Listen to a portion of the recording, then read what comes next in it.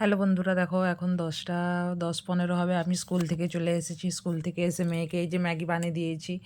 ও একটু বায়না করছে, ও বলছে আগে জুস খাবে। আমি বলছি যে না, তুমি আগে ম্যাগি খাও, তারপরে জুস খাবে। তারপরে দেখো বন্ধুরা, বাড়ি এসে দেখি গাছ থেকে ডাঁটা পাড়া হয়েছে, সজনা ডাঁটা। এই দিকের ডাঁটাগুলো নরম আর সেইগুলো বেশ ভালো।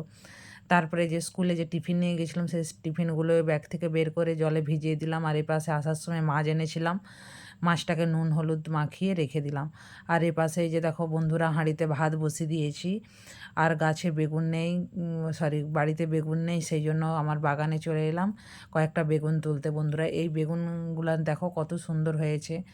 আর এই বেগুন গাছগুলো আমাদেরকে এবছর বেশ ভালোই সাপ্লাই দিয়ে যাচ্ছে, আমাদেরকে বেগুন কিনতে হয়নি বন্ধুরা। আর এই গাছগুলান জানো তো বন্ধুরা, নতুন গাছ নয়, নতুন চারা থেকে গাছ নয়, এই গাছগুলো পুরানো আগের বছরের গাছ, সেখান থেকেই সুন্দর পাতা হয়ে বেগুন হচ্ছে। অবশ্য আমার শ্বশুরমশাই এতে অনেক পরিশ্রম করে, জল দেয়, তারপরে সার টার দেয়, ওই জন্য ভালো বেগুন হয়েছে। দেখো কতগুলো বেগুন হয়েছে, আমাদের বেশ ভালোই চলে যায়। আর এই পাশে দেখো এগুলো সব খসলা শাক, শাক বাড়ি, কত সুন্দর হয়েছে শাকগুলো। কয়েকদিনের ভিতরেই দেখবে আমরা তুলে খাবো, সেটাও তোমাদেরকে দেখাবো। আর এখানে কয়েকটা 5টা গাঁদা গাছ আছে, এই গাঁদা গাছগুলো আমি লাগিয়েছিলাম বন্ধুরা, জানো তো। কুঁড়ি এসছে, ফুলও ধরবে এবারে। আর এই পাশে ওই দিকটা বিনস গাছ ছিল। আর এই শাকগুলান তো কয়েকদিন পরে খাবোই বললাম। এখানে দেখো বন্ধুরা, গাছ থেকে পুরো 250-র উপরে বেগুন তুলে নিলাম। আর এই পাশে দেখো এই যে সজনা পাতা, ওই ডাঁটা পাড়ার সময় মনে হচ্ছে পাতা বেরিয়েছিল, সেটাই আমার শ্বশুরমশাই বেছে দিয়েছে, এটাই ভাজা করব। তারপরে দেখো বন্ধুরা, এই পাশে মাছটা যে নুন হলুদ মাখিয়ে রেখেছিলাম, সেটা কড়াই ভাজা চাপিয়ে দিলাম। এখন কেন অন্ধকার লাগছে জানো তো বন্ধুরা, কারেন্ট ছিল না। আর সকাল থেকে ওয়েদারটা খুব একটা ভালো ছিল না, মেঘ মেঘ করেছিল, তার উপর কারেন্ট ছিল না।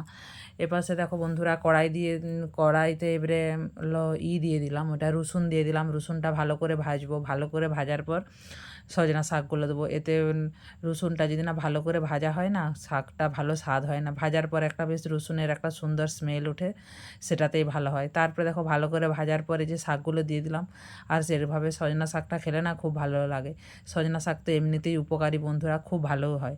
তারপরে যে দেখো শাকটা আমার এখানে বলতে বলতে ভাজাও হয়ে গেল। সজনা শাক আমার খুবই ভালো লাগে। আর এই পাশে দেখো মাছের ঝোল করব আলু দিয়ে। আদা রসুন পেঁয়াজটা ভালো করে মশলার সঙ্গে, মশলাটা ভালো করে ভেজে নিচ্ছি, আর আলুটাও দিয়ে দিয়েছি। তারপরে এই যে দেখো বলতে বলতে আমার ভাজাও হয়ে গেছে, আমি ঝোলও দিয়ে দিয়েছি। এইটা হওয়ার পরে এবারে দেখো বন্ধুরা, আর একটা তরকারি করব, যে সজনা আটা ছিল, সেই সজনা আটা আলু বেগুন দিয়ে আর সর্ষে দিয়ে একটা গামাখা তরকারি করব। সবজিটা আমার কাটা হয়ে গেছে। কাটার পরে দেখো এই যে কড়াই চাপিয়ে দিয়েছি, 5 ফোড়ন দিয়েছি, শুকনো লঙ্কা দেওয়ার পরে এই যে সবজিটাকে আমি তুলে দিচ্ছি। আর সবজিটাতে হয়তো আলু বেগুন দিয়েছি, এটাই বললাম। তারপরে দেখো এই যে ভালো করে নুন হলুদ, জিরা গুঁড়ি, হলুদ গুঁড়ি, লঙ্কা গুঁড়ি ভালো করে দিয়ে এটাকে আমি কষিয়ে নিচ্ছি। তারপরে দেখো কষানোর পরে এই যে সরষা বাটাটা মিক্সিতে বেটে নিয়েছিলাম, সেইটা দিয়ে এই দেখো সবজিটাও বানানো হয়ে গেল।